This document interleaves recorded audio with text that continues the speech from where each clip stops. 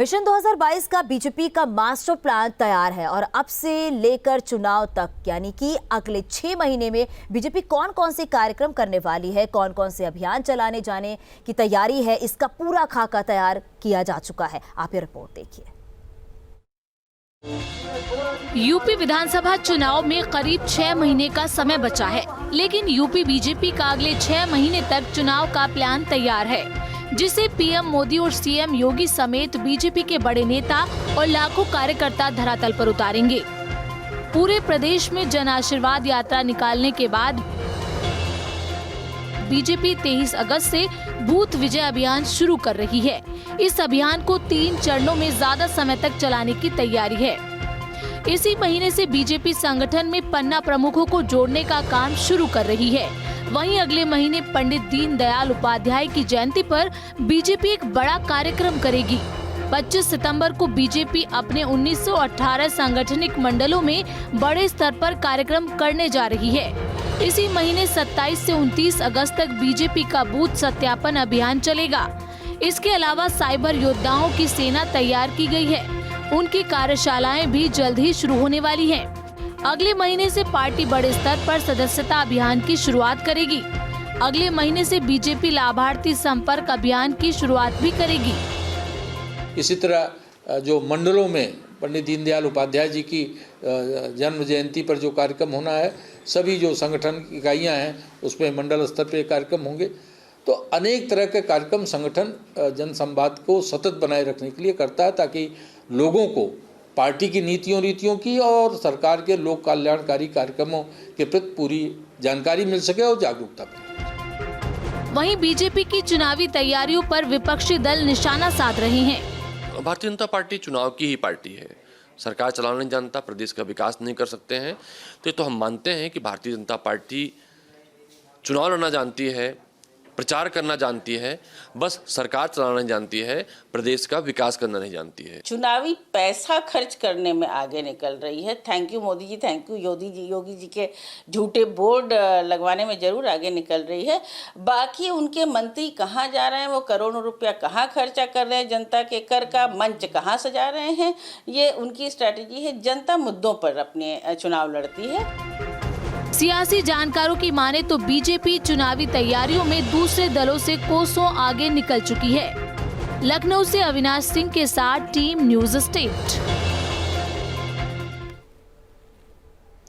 2022 को लेकर बीजेपी की बैठकों का दौर लगातार जारी है। छोटे दलों को कैसे साधा जाए, जातिकरण समीकरणों को कैसे फिट किया जाए, किसे साथ लिया जाए, किससे किनारा किया जाए, तमाम मसलों पर बीजेपी रणनीति बना रही है। कल दिल्ली में 3.5 घंटे तक गृह मंत्री अमित शाह के आवास पर बीजेपी की बैठक हुई और बैठक में चुनाव को लेकर खास रणनीति बनी।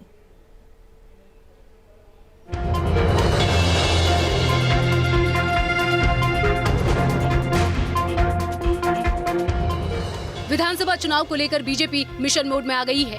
22 की जंग को जीतने के लिए लखनऊ से लेकर दिल्ली तक मंथन हो रहा है। 2 तस्वीरें आपके सामने हैं, दोनों एक ही दिन और एक ही जगह की हैं। जगह है दिल्ली में केंद्रीय गृह मंत्री अमित शाह का आवास। पहली तस्वीर बीजेपी नेताओं के बीच मंथन की है। इस बैठक में बीजेपी अध्यक्ष जेपी नड्डा, गृह मंत्री अमित शाह, मुख्यमंत्री योगी आदित्यनाथ, यूपी बीजेपी अध्यक्ष स्वतंत्र देव सिंह और यूपी बीजेपी के संगठन मंत्री सुनील बंसल मौजूद थे। तो दूसरी तस्वीर कुछ अलग नजर आई। इस बैठक में बाकी चेहरे तो वही थे, लेकिन सुनील बंसल की जगह बीजेपी के राष्ट्रीय संगठन मंत्री बीएल संतोष और निषाद पार्टी के अध्यक्ष संजय निषाद नए थे। साफ था कि चर्चा चुनाव और चुनावी गठबंधन पर हो रही थी। सूत्रों के मुताबिक बैठक में निषाद समुदाय को साधने के लिए कई बड़े मुद्दों पर मंथन किया गया। इनमें निषाद समुदाय के आरक्षण, पिछली सरकारों के दौरान आंदोलन को लेकर दर्ज राजनीतिक मुकदमों को वापस लेने, झील, तालाब, जलाशय पर से हक छीनने वाले कानून को खत्म करने के साथ जीविका के संसाधनों पर भी चर्चा की गई। चुनाव में निषाद समुदाय की हिस्सेदारी, निषाद बाहुल सीटों पर भी मंथन हुआ। बताया जा रहा है कि बैठक में इस बात पर भी सहमति बनी है कि मझवार अनुसूचित जाति के प्रमाण पत्र अब सरनेम और पुकारू नामों पर भी मिलेंगे। सरकार इसको लेकर जल्द ही आदेश भी जारी कर सकती है। वो लोग अलग बैठक करे थे, अब क्या किए क्या नहीं किए, हमारे से जो बैठक हुई मैं इतना बताता हूँ। पिछली बार जब हम आए थे आपके साथ तो वादा हुआ था कि आपको ये बनाएंगे और किसी कारणवश दूसरे को बना दिया। हमारे कार्यकर्ता पार्टी पदाधिकारी असंतुष्ट हैं, उन्हें संतुष्ट करना आपका काम होगा। और आगे तो माननीय अमित शाह जी ने कहा भाई आगे पिछली बार भूल जाओ, आगे कुछ भी होगा मैं आपको आश्वस्त करता हूँ कि आगे जो भी हो कुछ भी होगा उसमें आपको निश्चित रूप से भागीदारी सुनिश्चित की जाएगी। उन्होंने खुद कहा कि भाई अपने सिंबल पर कौन सी सीटें जीत सकते हो निषाद पार्टी को, उसे बैठ के बताइए और वो सीटें आपको हम लोग बैठ के बात करके चर्चा करके देते। एक हफ्ते बाद फिर हम। इसके साथ ही यूपी विधान परिषद की 4 खाली सीटों को भरने पर भी चर्चा की गई। संजय निषाद और जितिन प्रसाद के नाम तय बताए जा रहे हैं। यूपी में निषाद आबादी करीब 5% है। प्रदेश के 24 जिलों में निषाद वोट बैंक का अच्छा प्रभाव है। पूर्वांचल में जीत हार में निषाद समुदाय की निर्णायक भूमिका रहती है। 2017 में तो निषाद पार्टी ने 72 सीटों पर चुनाव लड़ा था और एक पर जीत हासिल की थी। बीजेपी निषाद पार्टी के जरिए जहां 2022 की कवायद में जुट गई है, वहीं बीजेपी ये भी संदेश देना चाहती है कि बड़ी पार्टी होने के बावजूद उसे छोटे दलों की उम्मीदों का पूरा ख्याल है, क्योंकि सत्ता के संग्राम को जीतने के लिए छोटे दलों की भूमिका भी अहम रहने वाली है।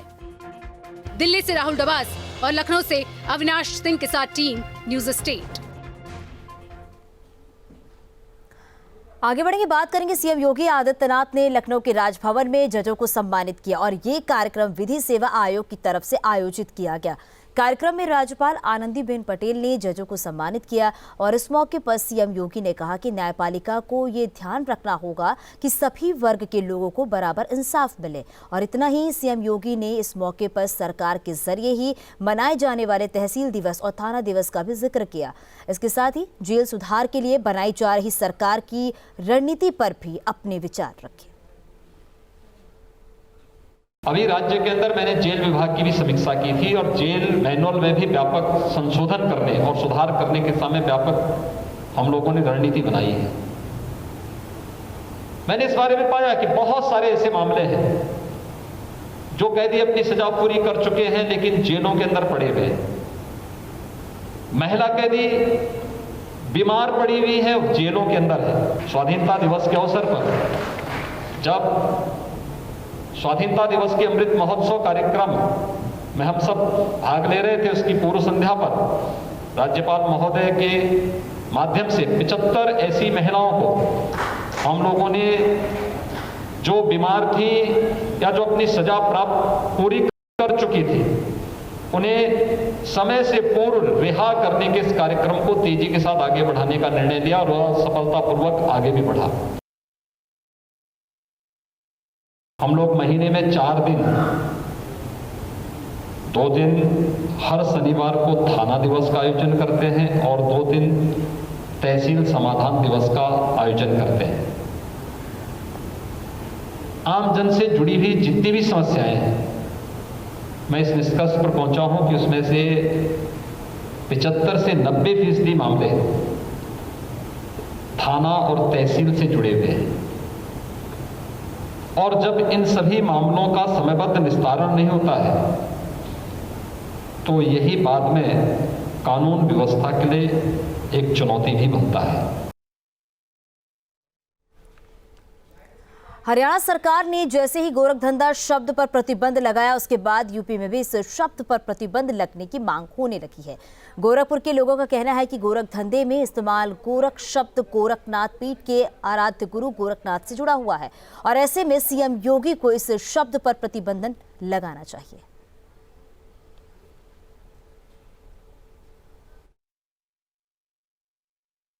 गुरु गोरक्षनाथ की वो तमाम शक्तियां और चमत्कार जिसे आम लोग समझ नहीं पाते थे, उसे लोगों ने गोरखधंधा शब्द दिया था, लेकिन आज उस शब्द के मायने पूरी तरह से बदल चुके हैं। हरियाणा सरकार ने गोरखधंधा शब्द पे अब प्रतिबंध लगा दिया है।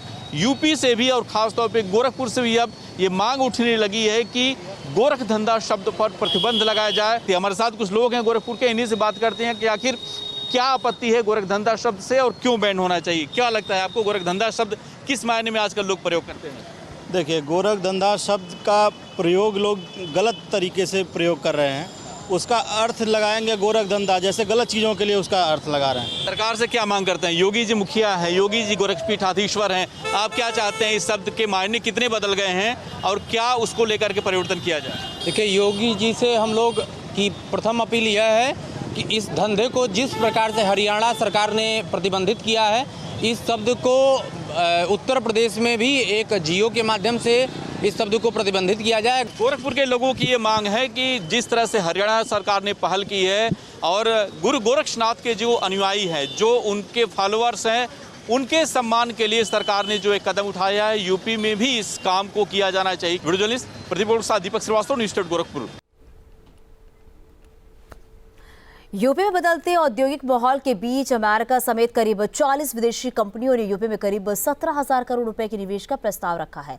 इनमें माइक्रोसॉफ्ट, पेप्सिको और MQ सॉफ्टवेयर ने अपनी यूनिट लगाने के लिए प्रदेश सरकार से जमीन भी ली है। माइक्रोसॉफ्ट और MQ सॉफ्टवेयर नोएडा में, जबकि पेप्सिको मथुरा में अपनी यूनिट बनाने जा रही है। अमेरिका की ये तीनों कंपनियां करीब 2,866 करोड़ का निवेश कर 75,000 लोगों को स्थानीय रोजगार मुहैया कराएंगे। इन कंपनियों के यूपी में आने के बाद अमेरिका की कई दूसरी कंपनियां भी यूपी में अपनी यूनिट लगाने के लिए तेजी से दिख रही है और जानकारी के मुताबिक सरकार जल्द ही ऐसी कंपनियों के बारे में जानकारी देगी और दुनिया की सबसे नामी कंपनी माइक्रोसॉफ्ट नोएडा में देश का सबसे बड़ा सेंटर लगाएगी।